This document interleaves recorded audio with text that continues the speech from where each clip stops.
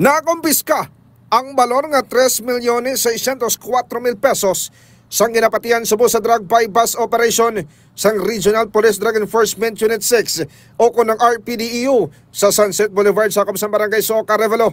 Ang mga arestado mo sa alias Binsoy 23 anyos, kag alias RM 30 anyos, kag parehong residente sa Barangay Kalumpang Mono.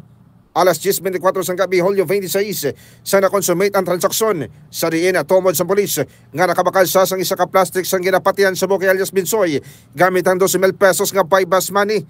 Na-recover dugang sa mga arestado ang mga dalagkuan yung pinutos ng droga nga nagabugat sang 530 gramos. Sandig sa polis, ang auto nga nakumpiska, amo ang ilang ginagamit. Sila ang ginasaligan niya magtago ka mag-deliver sa Cebu sa syudad man kag probinsya sang Iloilo.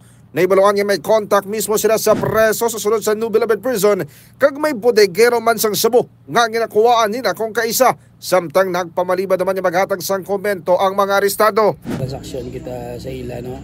Sang isa ka sa isang suspected Cebu worth 12,000 pesos kag dito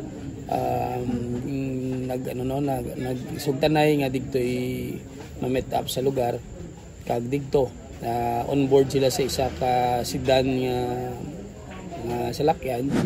Kag mga ka-K5 preso naman sa Police Station 6 ang mga arestado.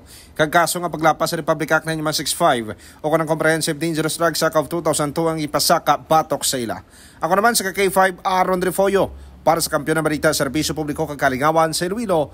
Number 1 na kita, K5 News FM. Balita ang ginadulong sa inyo sang DTX Coffee Mix. Himo sa natural nga sangkap pareho sang amarkuso, chia seeds, sugared cane extract powder. DTX Coffee Mix. Nakakapi ka na, naka-detox ka pa. DTX Coffee Mix. Mabakal sa mga butika.